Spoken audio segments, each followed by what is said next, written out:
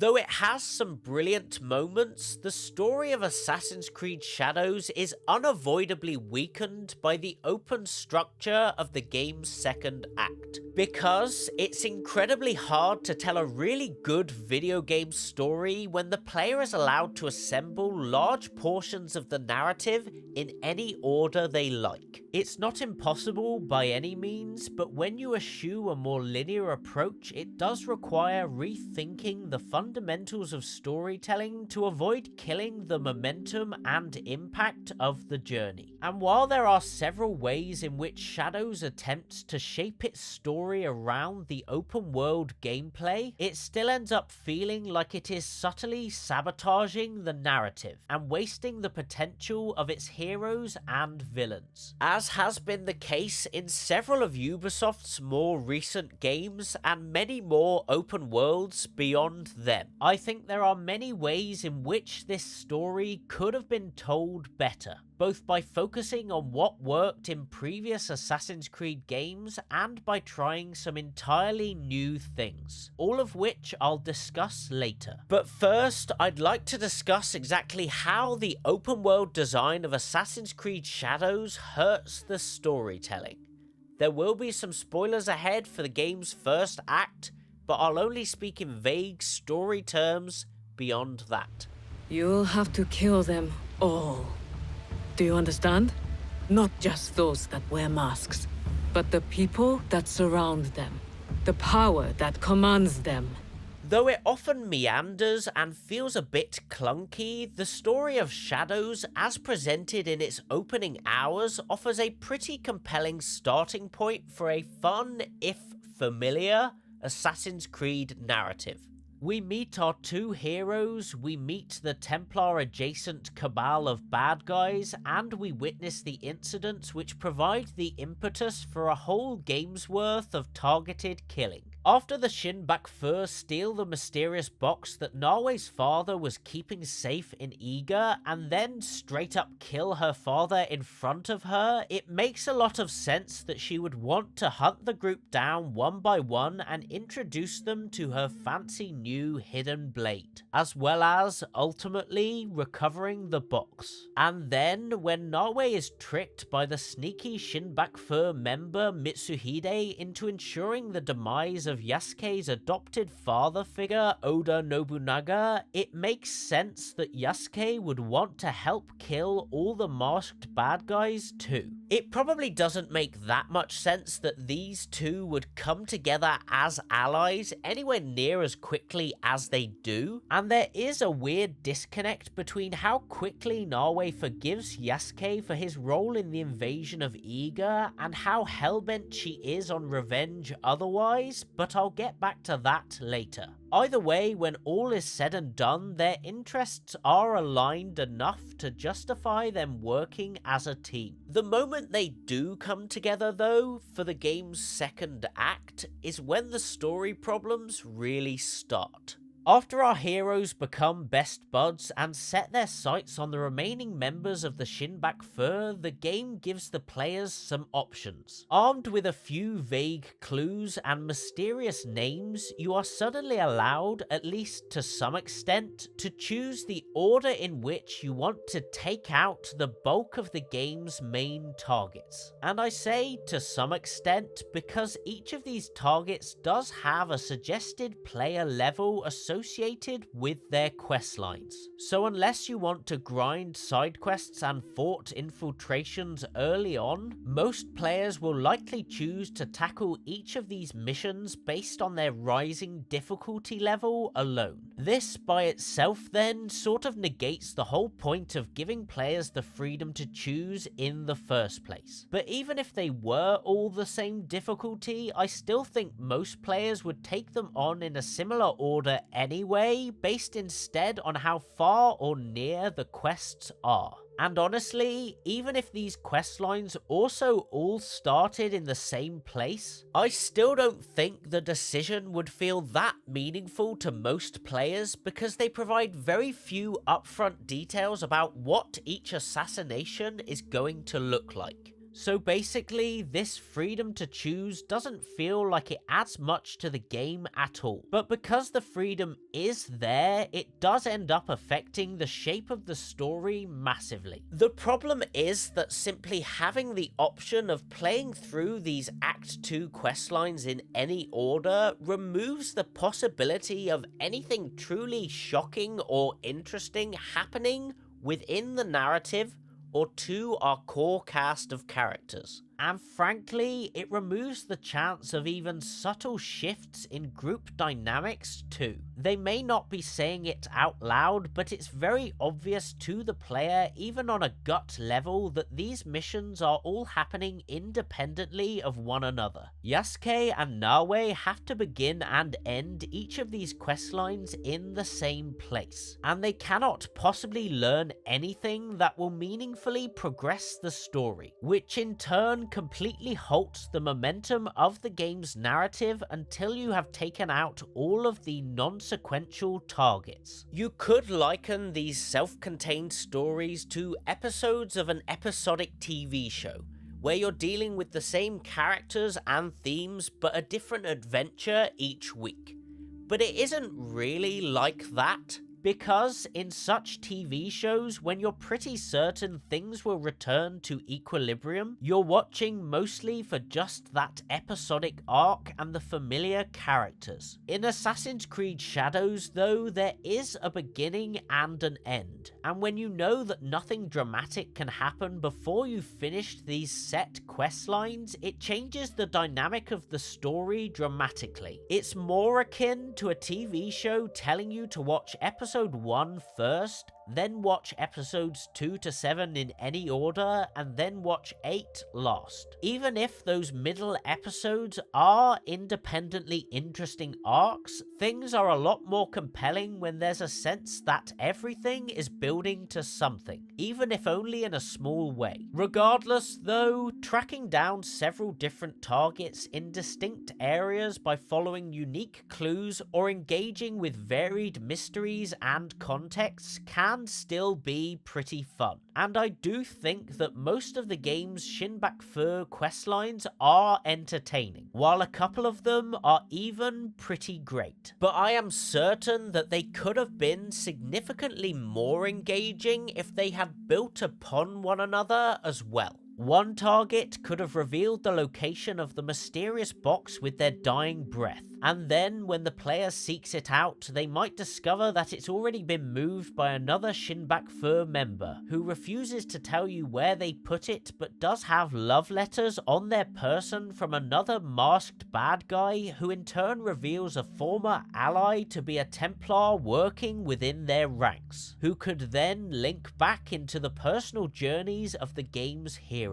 These are all very simple narrative links that would clearly help maintain the momentum of the central mystery. But instead, pretty much all of the Act 2 assassinations start with some generic clues, and end with Nawe asking about the box but getting nothing in response. Again, these questlines aren't necessarily bad, but they also never give you any of the story answers you really want. The earlier Assassin's Creed games usually had much stronger stories because they were structured in a way that allowed them to have twists and turns that made most, if not all, of the big targets part of the central mystery. The more recent RPG-like games have fared less well on average, though I'd maintain that the strongest narrative was that of Assassin's Creed Odyssey, where it felt like the story was playing out within the open world rather than existing to support the open world. And that is the key difference, I think. While Odyssey felt to me like its story was at its center and everything extended outward from that, Shadows more often felt like its story had been designed in order to fill out the world. Every target in the Shinbak Fur is found in their own little corner of the map, and the player will be required to explore the surrounding area in a fairly familiar way in order to ultimately locate them. And then, once the assassination bit is over and done with, it's on to the next bad guy, who is doing their own thing somewhere else. Aside from the lack of narrative momentum that results from choosing your own target in Act 2 of Shadows, I think the other big story problem is the presentation of the Shinbak Fur themselves. Because, as much as Naoe and Yasuke have good reasons for wanting to hunt them down, these masked bad guys are simply not very well established as a cohesive evil force. And it's not clear for a long time what the specific evil things they're doing are, or what they might be planning to do either. In fact, I felt like I had to assassinate nearly all of them before I finally understood what they stood for, because most didn't even seem to know themselves. Obviously, they wanted to kill Nobunaga to take control of his domain, and the Mitsuhide twist works well, but after that point, the vague misdeeds of the Shinbak Fur members feel disconnected and unfocused, to such an extent that you could easily forget about the box, the assassins, and the Templars who are still tangentially involved. The mysteries and ambiguities of the journey are simply never resolved in a satisfying way. It seems like they wanted to tell a more grounded story with Shadows, which is fine, I guess, but it does mean they miss out on a lot of the stuff that normally makes Assassin's Creed stories so interesting. When all is said and done, Shadows never forefronts the more unusual elements of Assassin's Creed lore. It doesn't really spend that much time focused on the hidden ones either, and it gives even less time to the Templars, which is a real shame since the few Templars this world does give you are easily among the best villains in the game, chiefly because Yasuke has a very clear connection to them, motivating his actions. You don't get that connection with most of the Shinbak Fur targets because they each have such a short time to make an impression. And because there are so few links between most of the members, they often don't even seem like they're part of the same larger organization. Especially since, owing to the choose your target approach, most of them have no clue who else is even left alive. There are questlines in Assassin's Creed Shadows where you spend several missions hunting down a Shinbak Fur member who is doing vaguely bad things, but who knows nothing and has seemingly no connection to Naoe or Yasuke or the assassins or the Templars or even the other bad guys. And when you assassinate one of those targets, it's just not as satisfying as it could be for the player. And it's hard to see how it's especially satisfying for the game's dual protagonists either. Just help me. Please. You can tell me. I will listen. I will. But this is something I must deal with alone. For now. Like I mentioned before, Naoe and Yasuke, despite their interests aligning, are set up with an obvious conflict that is resolved far too quickly in the first act. If this story had been told in a more linear fashion, and if the targets had been designed to be tackled in a specific order, then the story could very easily have accommodated a much more nuanced and engaging progression from reluctant allies to unlikely friends. You could play as either character from the same stage, but for the first couple of targets, Yasuke and Naoe could find themselves arguing about the right approach to take, or causing issues for one another before having a chance after some time together to learn to respect the other's individual style and motivations and forgive their past misdeeds. I do like the dynamic between Naoe and Yasuke in the game, but I'd like it a lot more if we'd been given the chance to see it evolve more naturally in the story and find more opportunities to care. Naoe has every right to be mad at Yasuke for his role in destroying her homeland, and Yasuke has every right to be mad at Naoe for her role in ending Nobunaga's reign. but they both reconcile largely because of the intervention of Junjiro, who himself was mad at Nawe for killing his Shinbaku father, but learned slowly to forgive. And that forgiveness is lovely, aside from the fact that it's contrasted with their extremely dramatic campaign of violence across Japan. It just feels uncomfortable seeing such speedy reconciliation among this cast of characters, and I think the main reason it had to be so quick was because of the open structure of the second act. In tandem with the game's main story, there are several quests associated with the personal journeys of Yasuke and Nawe, and most of these are genuinely quite interesting to tackle, but also feel like they would have been a lot more meaningful if they were integrated into the central quest. Each of their individual stories offer a nice change of pace from the type of content you'll find hunting down the primary targets, but feel weirdly disconnected too. Why couldn't Yasuke's Templar hunt have started with a member of the Shinbaku? And why couldn't Nawe have stumbled upon assassin secrets while taking care of a different bad guy? It continually feels like the most interesting story elements are being broken up to spread out the content piecemeal or save stuff for DLC, when they should be part of the same narrative.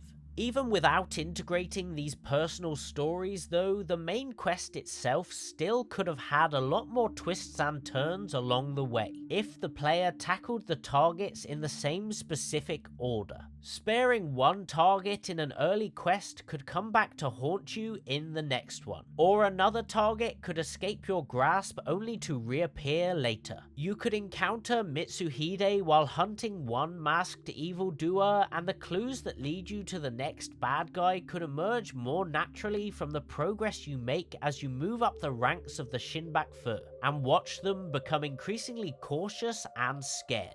Ultimately, I don't think it would have hurt the game at all if the player had to work through each of the targets in a very specific order, and rather I think it could have hugely improved the story. And aside from the basic format of these quests in the open world, it's worth mentioning that there are several other factors which hurt Assassin's Creed Shadows' storytelling potential too. Much like other recent Ubisoft games, Shadows, when played with the default difficulty settings, will attempt to make you engage with the world in a more meaningful way by guiding you between quest locations with hints, rather than giving you a map marker. This, on paper, is a very good thing, because it forces you to play more thoughtfully, but it does have some unfortunate side effects. Sometimes you'll chat with a character and they'll say something vague about where you should go next, and that information alone is enough to point you in the right direction. But other times the dialogue clues are too cryptic and you'll be given additional hints on your screen seemingly out of nowhere. Or occasionally you are bombarded with far too much info at once. Because just like you can tackle many of the main targets in any order, you can often tackle the quests leading up to these assassinations in any order as well. And when you're given several options at once, several times over, it increasingly disrupts any semblance of narrative structure in this messy open world. I also have to say that I personally found Assassin's Creed Shadows Japan to be a bit of a weird world to explore. It's rare that a game feels like it is so aggressively trying to prevent me from roaming beyond its set paths with its landscape and foliage. Basically, if you ever attempt to take a direct route or head off-road, you will almost immediately find yourself tangled in a web of trees and shrubbery and slopes and ravines that will often require you to turn back around and try again. It can be infuriating, but you quickly learn to stop bothering at all and just use the pathfinder built into the game.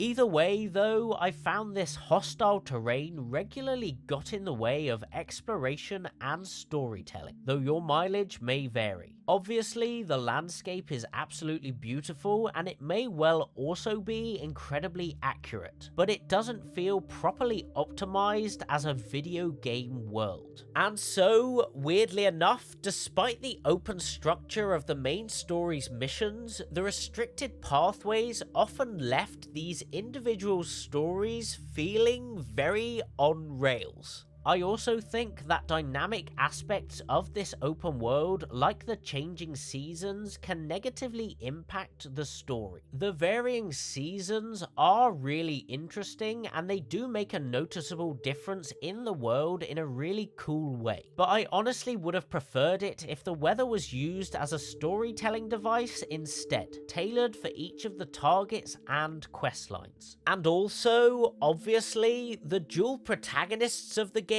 create all sorts of issues for how these stories are told, as the game either adapts awkwardly to the character you bring along or forces you to play as another. Sometimes the switch up can feel brilliant, but far too regularly it doesn't. At the same time though, there are other features of this open world which feel painfully underutilized for their storytelling potential. The available allies and their quests can be interesting, but then they're reduced to a unique power and have no bearing on the rest of the story. And even though the hideout settlement system is significantly more advanced than it was in Assassin's Creed Valhalla, I think that game made much better use of its home base as an opportunity for characters to come together and plan and evolve with the story. While in Shadows, it felt like the story brought you back there very rarely, and thus it is only interesting if you want to play around with the settlement building features. The open world of Assassin's Creed Shadows is still very fun to explore,